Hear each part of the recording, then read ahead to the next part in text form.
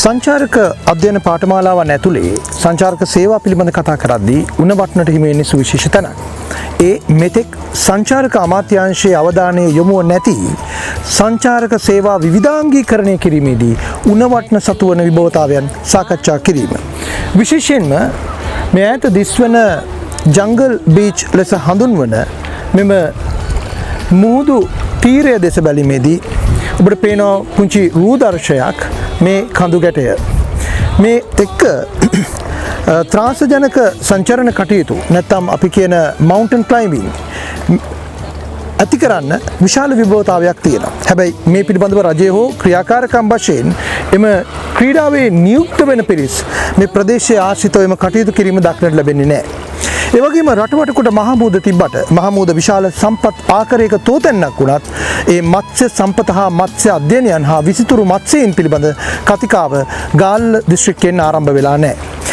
විශේෂයෙන්ම සංචාරක අමාත්‍යාංශය මේ සඳහා දක්වන්නේ එල් මැරුණු ප්‍රතිපත්තියක්. එම නිසා එකෙක් ව්‍යාපාරිකයින්ගේ රජදහනක් ලෙස ඒ සම්පත්වල සොබා අසිරිය එක්තරා පුද්ගල කණ්ඩායමකට ගමන් කිරීම දකින්නට තියෙන ප්‍රධාන කාරණයක්. අනෙක් අතකට මෙහි තිබෙන භූදර්ශයන් ඇතුළේ තියෙන කොරල් පර සුවිශේෂ තත්ත්වයක් උසුලනවා. ඒ වගේම මෙහි තියෙන මත්ස්‍ය විවිධාංගීකරණය පරීක්ෂණ වාර්තා දක්වන ආකාරයට මත්ස්‍ය ජීව විවිධත්වයේ ඉතාමත්ම ඉහළ ප්‍රදේශයක් තමයි මේ ප්‍රදේශය. ගුරුත්වාකර්ෂණය අඩු ආකර්ෂණය වැඩි ස්ථානයක් වගේම මෙම ප්‍රදේශයන් ආශ්‍රිතව තියෙන මෙම විභවතාවයන් සංචාරක ආර්ථිකයක් ශක්තිමත් කරන්නට රටකට ඉවහල් වන කෙම් බිමක් ලෙස හඳුන්වන්නට පුළුවන්. විශේෂ වශයෙන් මේ ප්‍රදේශයේ ස්ථානගත වී තිබෙන සංචාරක හෝටල් අති විශාල ප්‍රමාණයක් තිබුණත් මේ පාලන විධිමත් සංචාරක ක්‍රියාවලියක් සමග බද්ධ කර ගැනීම කාලීන අවශ්‍යතාවයක් වෙනවා.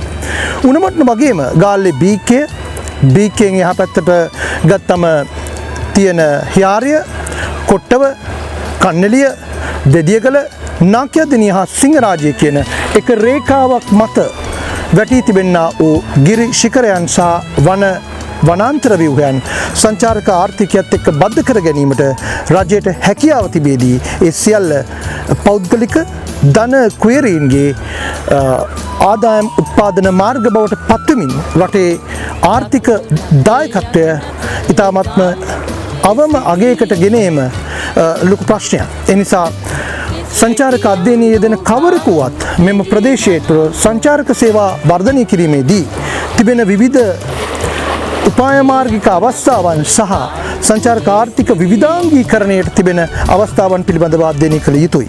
විශේෂයෙන්ම පාරිසරික සංචරණය හා මේ තිබෙන භූදර්ශනය ඇතුළත රූපරාමන ඔබට පේන පාරිසරික විවිධත්වය පිළිබඳව අධ්‍යයනයකුත් අපට ආරම්භ කරන්නට පුළුවන්.